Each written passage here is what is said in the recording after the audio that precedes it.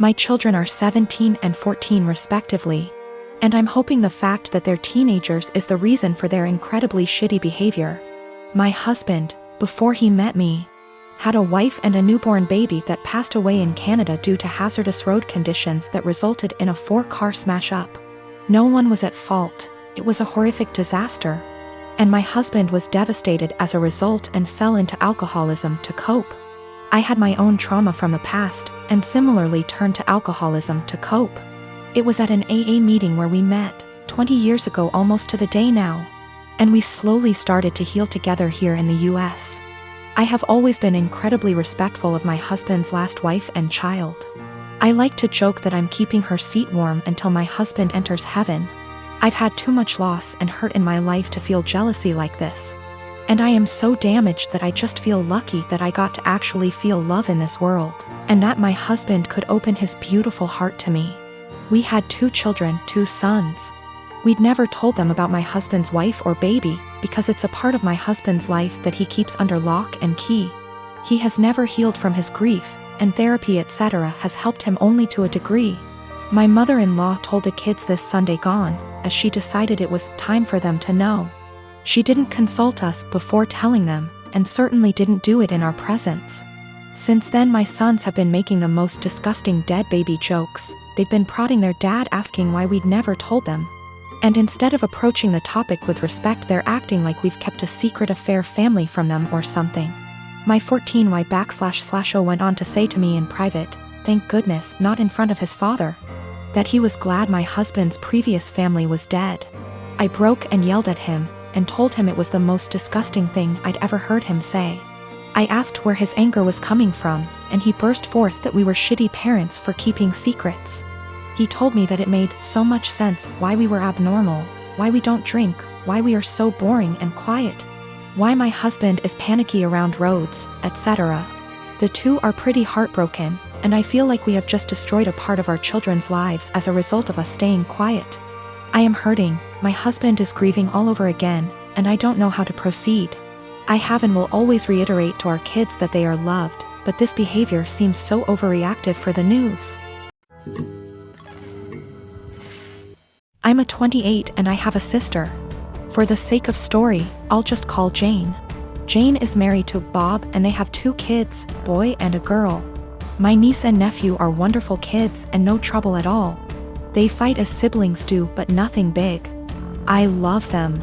Now for about 2 years, I did live with my sister. It was a miserable time that really affected our relationship. She saw me as free labor, money, and babysitting. Even when I managed to get a small part-time job, she demanded I hand over nearly half my pay or get out. It was hell as she took completely advantage of me. I moved out as soon as I could and we have little contact outside of family gatherings. Now after I moved out, she started complaining how she has no help with the kids and never gets a break. I babysit sometimes, but I have made it clear, just 'cause I am off work, doesn't mean I want an 8-hour day with my niece and nephew. Anyway, she started talking about how she wanted to foster a kid. Not a kid, but a teenager. I pressed her for more info on this. She wants to adopt a teenager so she has a live-in babysitter for her kids. This is her logic. I want a kid around 16 or 17, you know, someone who may have been in the system for a while. They can share a room with your nephew. She only has a 3-bedroom house, or sleep in the garage. They can help me with housework, chores, cook, and help me with my business.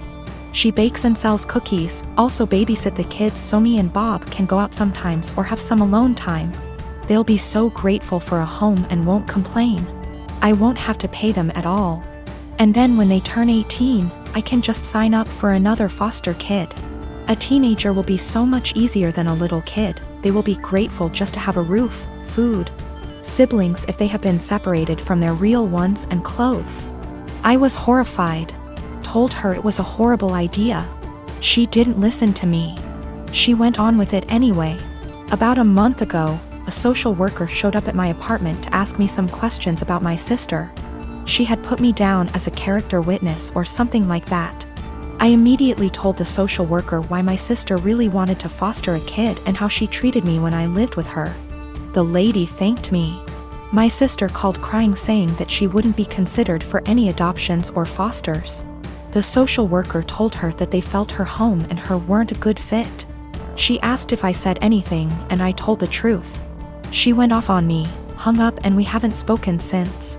She has sent some angry texts.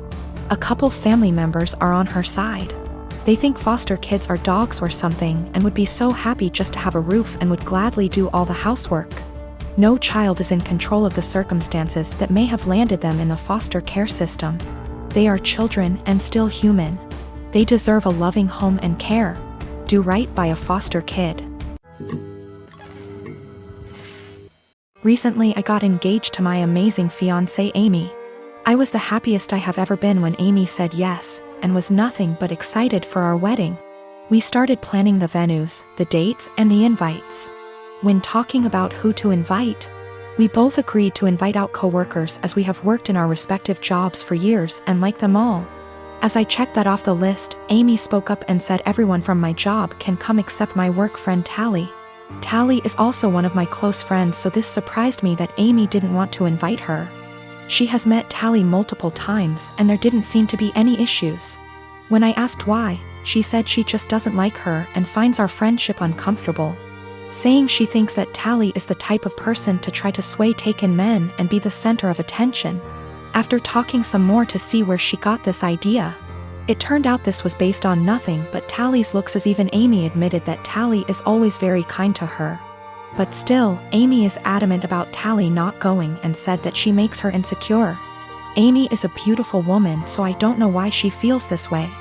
I told Amy that if it makes her feel comfortable not having Tally at the wedding, then that is fine. But before invitations go out, I wanted to speak to her privately to let her know to save embarrassment. Amy agreed, and that was really that. We didn't speak on the matter after. A week or so later I went into work and Tally started to ignore me, only really talking if it was work related.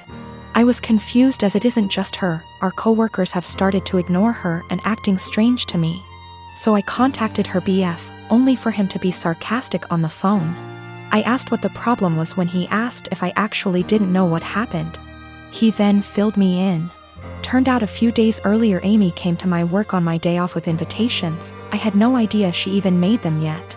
And handed everyone an invite in front of Tally, then saying to Tally, "You aren't invited, women like you aren't welcome," which has sparked everyone suggesting she is my other woman. Since then she has been harassed by some guys at work and shunned by the women. She is now looking for another job. This pissed me off and I apologized profusely as I didn't know. When I got home that night I confronted Amy about this. She denied it at first, but then told me she did it, but it is now not an issue because she's quitting her job. I flipped on her, saying how she clearly didn't trust me to say and that she crossed a line doing all this behind my back. She didn't see the problem and got upset, asking me why I'm so mad, me responding, "If we are really going to get married, get your insecurities in check and grow up." I stayed at a friend's since but have had texts from Amy, her friends, and her mother saying for this and that Amy doesn't deserve this treatment. I have made many attempts to speak to Tally privately to find out what was happening prior to contacting her BF. She brushed me off by saying she either had work to do or that there was nothing to talk about. No one would really speak to me, so I contacted her BF as a last resort. Her BF says he is going to pass on to Tally what I said to him on the phone. The wedding is currently on hold, that is also why I'm staying at my friend's. Need some distance to figure stuff out. Nothing has or ever will happen with Tally, no feelings, nothing adult, absolutely nothing. Tally is happy and in love, her boyfriend is someone I also consider a close friend. I was happy with Amy prior to this. And Tally is more like a sister to me. Unfortunately, due to what Amy has done, all I can really do is damage control. Of course I am planning to explain to everyone what has happened. I do not want Tally to be going through this. She is a genuinely kind person who does not deserve any of this. I am currently divorced from my ex Thomas of 30 years. We ended up seeing a lawyer to help with dividing stuff. Everything was pretty much wrapped up till he said he no longer wanted any part of our kids' lives. I didn't argue with him about it since I already know what it's like having a parent who doesn't want you around, or wants to be in your life. I asked what he wanted me to tell the kids and he just said, "Whatever you think is best, I don't care. I don't want to parent anymore." Everything was in agreement and signed with no fuss. A few weeks later I get a call from my ex Mill asking if we could meet each other. When I came over she broke down crying and begging to let my ex see his kids again. I was confused about what she meant because not once did he contact me after meeting the lawyer. She went on about how my ex said he really missed them and that I was just a petty B*TCH for taking full custody. Also that he was crying for days about it. I told her my version of events and she called it BS, saying her son wouldn't lie like that, especially not about his kids. Then I decided to call him in front of her. He didn't know she and I were meeting that day. I said, "Hey, has a soccer game in a few days," which he did, and I was wondering if you wanted to go? I know he'd really love it and be happy to see you. He instantly said no. I already said I'm not doing this anymore. I asked, well, how do you think this is going to affect Denise, his mom? She is over the moon about them. He just said she loves me more than the kids, so I doubt this will be an issue for her. After a bit more talking we finally hung up. Ex-Mill was straight-faced and nodded at everything that just happened. She asked me to leave and said we would be in touch. Later that day I got a call from my ex saying how it's my fault he was kicked out of his mom's house, and possibly will be taken off her will. Also that none of his family members will talk to him because of what ex-Mill heard. He threw a lot of insults at me before I hung up, and now him and his mates keep calling and texting me. My friend is saying I shouldn't have said anything in the first place and I ruined his life. Yes, I plan to let Denise see the kids because I know she just wants to give them the world along with the rest of his family.